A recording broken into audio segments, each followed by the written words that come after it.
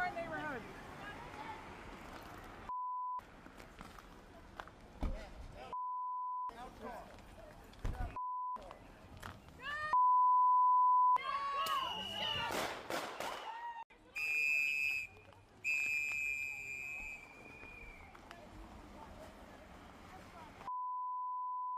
Get the out of our neighborhood.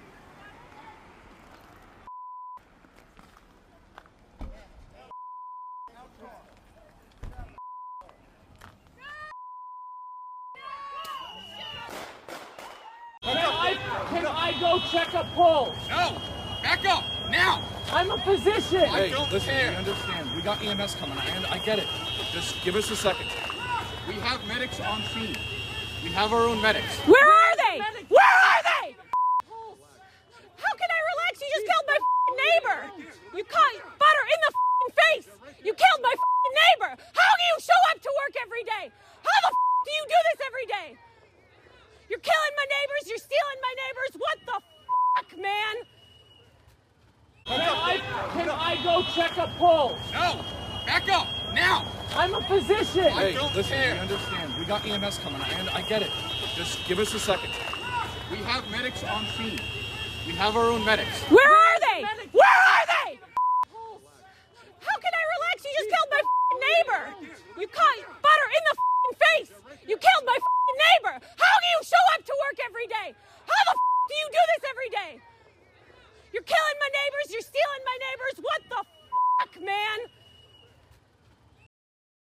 And as I came up here, I noticed that the ambulances were around, and then I saw behind the snowbank that they're doing CPR on a woman right behind here. I can't share all the information that I know, but what I do know is that the ICE agent that shot somebody should be arrested effective immediately. There was a red SUV parked right in front of our house. Two people in camouflage, ICE agents, presumably one on the driver's side, one on the passenger side of the vehicle. A third person in also camouflage fatigues came and started pulling on the driver's side door handle, at which point the vehicle backed up a few feet and started driving forward. The agent who was on the driver's side originally, who was not pulling on the handle but had been there prior to that, shot 2 or 3 times through the driver's side window. The car drove a 30-40 feet and crashed into another car in the telephone pole. Anger and indignation that this could happen. Like, it was, in my opinion, completely uncalled for. The car was backing up and pulling forward, moving out of like the lane of like blocking traffic, and then shots were fired. For what reason, I can't say. But it does not seem to me any kind of justifiable use of deadly force. Like, a person was killed for basically nothing outside of my house. I've lived here for 2 years. I've never seen anything like this. I didn't witness, but I talked to several people that witnessed it, and they heard the gunshot. And the one guy said that they reached for her door handle, and then she took off, and then he shot her through the windshield and shot her in the face. A 37-year-old woman was shot and killed by an ICE agent in Minneapolis on Wednesday. Here's how it unfolded. CNN reviewed video of 3 angles of the shooting. The woman first can be seen in her car waving her hand out the window as 2 federal officers in a truck pull up. They then begin to approach the woman on the driver's side, telling her to get out of the car. At the same time this interaction is unfolding, a third officer, who would soon shoot the driver, can be seen walking from the opposite side of the vehicle. That officer draws his pistol as the car first reverses and then begins to move forward.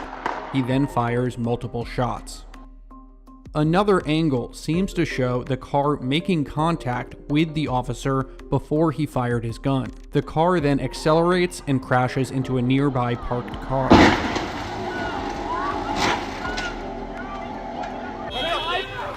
After the shooting, neighbors asked to administer aid, shouting at the federal agents. We have our own medics. Where are they? Where This morning we learned that an ICE officer shot and killed someone in Minneapolis. My deepest condolences to the family, to the loved ones who had to learn about this tragic event on national television. We have been warning for weeks that the Trump administration's dangerous, sensationalized operations are a threat to our public safety, that someone was going to get hurt. Just yesterday, I said exactly that. What we're seeing is the consequences of governance designed to generate fear, headlines, and conflict. It's governing by reality TV, and today that recklessness cost someone their life. I've reached out to Secretary of Homeland Security Kristi Noem, and I'm waiting to hear back. Let me be clear, Donald Trump and his administration may not care much about Minnesota. That's been pretty evident, but we love this state. We won't let them tear us apart. We'll not turn against each other. To Minnesotans, I say this: I feel your anger. I'm angry. They want a show. We can't give it to them. We cannot. If you protest and express your First Amendment rights, please do so peacefully, as you always do. We can't give them what they want. The hearts and minds of the people in this state are on our side. To Americans, I ask you this: please stand with Minneapolis. To Minnesotans, know that our administration is going to stop at nothing to seek accountability and justice.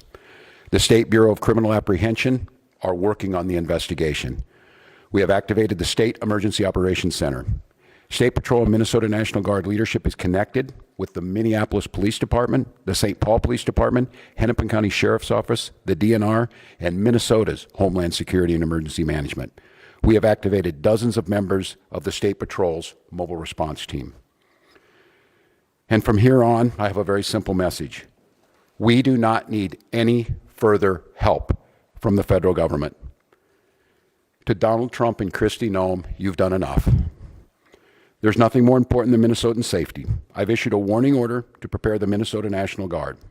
We have soldiers in training and prepared to be deployed if necessary. I remind you, a warning order is a heads up for folks. And these National Guard troops are our National Guard troops.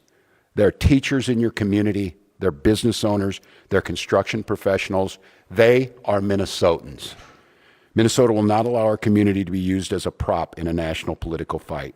We will not take the bait. We will continue to update you, Minnesota, as we get more information. You asked about a shooting that we just had in Minneapolis, Minnesota. It was an act of domestic terrorism. What happened was our ICE officers were out in an enforcement action. They got stuck in the snow because of the adverse weather that is in Minneapolis. They were attempting to push out their vehicle, and a woman attacked them and those surrounding them and attempted to run them over and ram them with her vehicle. An officer of ours acted quickly and defensively shot to protect himself and the people around him. And my understanding is that she was hit and is deceased. We're continuing to gather more information, but this goes to show the assaults that our ICE officers and our law enforcement are under every single day. These vehicle rammings are domestic acts of terrorism. We're working with the Department of Justice to prosecute them as such. We will continue to protect our ICE officers and in cooperation with other law enforcement agencies as well. I saw the disturbing video. Obviously, it's a serious situation. There's going to be a full investigation, as we all know and expect. Look, it appears to us, I guess, anybody who sees the video from certain angles, that the driver of the vehicle weaponized that vehicle against law enforcement officers and against bystanders. It was a dangerous situation. People make snap judgments in those situations, and it's a really sad outcome. Look, I do think that it's right. I think, I guess maybe it was Homeland or someone put out a statement that this clearly appears to be the result of this just months-long rhetoric against law enforcement and people encouraging that kind of violence. And so we call upon all the citizens of Minneapolis to be calm. We don't want anyone to be hurt. We need law enforcement to be able to do their jobs, and it's a terrible situation. But we await. So you don't think there's any chance the officer did anything wrong? You don't think the officer did anything wrong? I don't know. I wasn't there, and neither were you. And it's wrong for people to jump to these conclusions without a full investigation. You have to find out the facts on the ground, and I think that will happen. Have you watched the video yourself? Should ICE get out? Should ICE leave Minneapolis?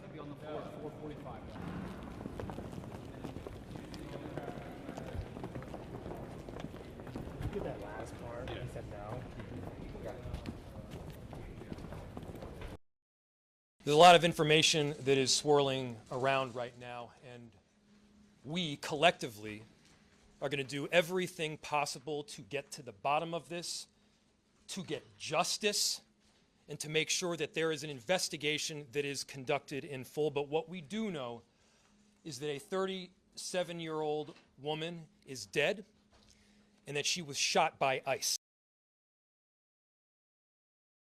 We've dreaded this moment since the early stages of this ICE presence in Minneapolis. Not only is this a concern that we've had internally, we've been talking about it. They are not here to cause safety in this city. What they are doing is not to provide safety in America. What they are doing is causing chaos and distrust. They're ripping families apart. They're sowing chaos on our streets, and in this case, quite literally killing people. They are already trying to spin this as an action of self-defense. Having seen the video of myself, I want to tell everybody directly, that is we are better than a bunch of ICE agents being deployed to cities around the country and ripping apart families and communities. We're better than that. And so we are going to meet that hate with love. We are going to meet that despair with hope. We are going to meet that injustice with constitutional justice ourselves.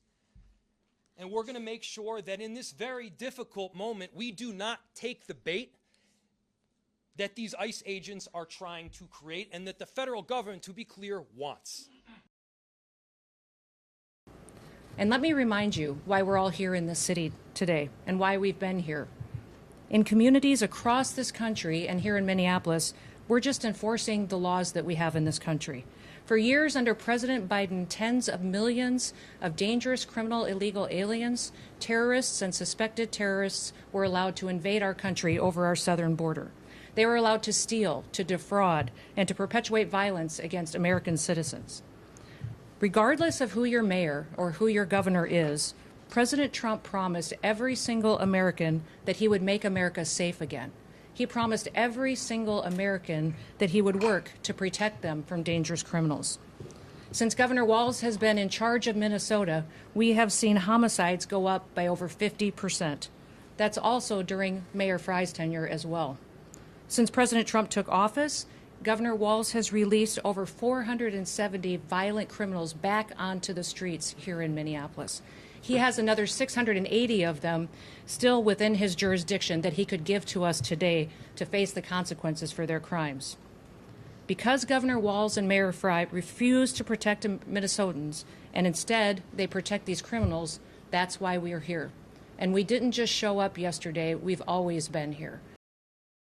A lot of pain and anger in this community, not too far removed from this ICE shooting. This is the vigil that's been growing over the course of Wednesday and beyond here in Minneapolis to remember Renee Good, 37 years old, shot and killed in this incident here, where you see the flowers, you see the candles, you see the signs as well. Now, this is the neighborhood and community where everything really unfolded. There are multiple videos really of what happened. One of the first videos that started to circulate was from the ground level, where you see her SUV backing up. You see sort of the ICE officers surrounding the vehicle. One tries to pull on the driver's side door. And then when those wheels start turning to the right, there's an officer that appears to be in front of that vehicle. That is when the shooting starts, and that officer moves to the side of the vehicle, and the shooting then continues. There's another video as well that comes from a much higher angle that shows that there was actually contact made with the officer as that vehicle was sort of turning to the right and as those gunshots began. But they were gunshots that we know then killed Renee Good as that car then careened into what became its final resting place here at this vigil. Now, as you can imagine, a lot of pain in the community, as I've talked about, has emanated from this event in particular, and a lot of questions over what comes next. The Department of Homeland Security was very quickly to come out and claim that this was domestic terrorism, that the officer feared for their life. Well, the mayor of Minneapolis and the governor here in Minnesota pushed back on that significantly, saying that was not the case and that they plan to move forward and do everything in their power to make sure that this is investigated properly. But bottom line is, moving forward, there are many in this community who did not want ICE here to begin with. They are now even more angered that an incident like this ended the way that it did. Omar Jimenez, CNN, Minneapolis. I have a message for ICE. To ICE, get the out of Minneapolis. We do not want you here.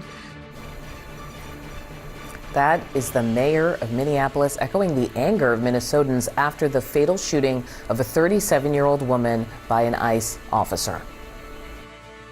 ICE out now! ICE out now! The killing drew hundreds of protesters last night in Minneapolis. At least 5 people have now been killed nationwide since the Trump administration's immigration crackdown began. To Donald Trump and Kristi Noem, you've done enough. There's nothing more important than Minnesotan safety. I've issued a warning order to prepare the Minnesota National Guard. We have soldiers in training and prepared to be deployed if necessary.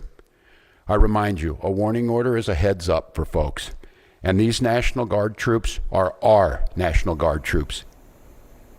Governor Walz has not clarified what he will instruct the National Guard to do if ICE resumes its enforcement activities in his state. Joining me now in the group chat, Betsy Klein, CNN senior White House reporter, Mike Dubke, former Trump White House communications director, and Megan Hayes, former Biden White House director of message planning. I'm glad you guys are all here because, like any image of law enforcement death, brutality, involved shooting, we're hearing different narratives. This is what the president said on Truth Social. He described the person who was killed. The woman screaming was obviously, he called her a professional agitator. The woman driving the car was very disorderly, obstructing and resisting, then violently, willfully, and viciously ran over the ICE officer who seems to have shot her in self-defense. I am seeing this language echoed everywhere but the White House, that somehow everyone who protests is a professional. And that they are creating the problems that might be leading to their own, in this case, demise. Right, and in these sort of sensitive moments, people look to their leadership for that message. They want their leaders to take down the temperature. President Trump is not doing that. He immediately politicized this. He called her radical left, a professional agitator, as you saw. But he is also standing squarely behind ICE, behind Secretary of Homeland Security Kristi Noem. And the why they are there, they are enacting President Trump's mass deportation agenda. So there's some hope that the president's going to tone down his rhetoric, even inside the White House. He has no public events on his schedule today. We'll have to see if that holds. It's interesting because we heard that clip from Governor Walz, from the mayor. Very blunt at this point. Does it help or hurt, Megan? I don't think it hurts. I think that they need to take control of their city, and what happened here was murder. They are not trained to shoot at a moving vehicle. That is not in their training. But also, let's remember the context of why they are there. From a right-wing blogger who posted something about Somalian fraud, which the state of Minnesota was already on and already knew about. And so that is what this surge is about. So I don't want to lose context of why that they are there. But also, I also want to point out, the Obama administration also had deportations and also deported more people than Trump is. And there weren't these protests, there weren't these raids. They did it in a humane way. They gave people due process. So there is a way to enforce immigration policy here. That is not what the Trump administration is doing, which is constantly turning up the rhetoric and creating more chaos. Mike, can I get your response? Yeah, I'm going to disagree with Megan on this in terms of turning up the rhetoric and turning up the response. I think we've got a culture right now of speak first, think second, and part of that is from the president, but also from the mayor. The only voice of reason I heard, and I am not a fan of Governor Walz at all. I think there was fraud in Minnesota. Yeah, the reason why they were there is really governor's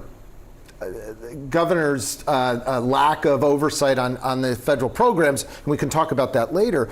But they all turned up the rhetoric. And right now, to Betsy's point, we really need to turn it down.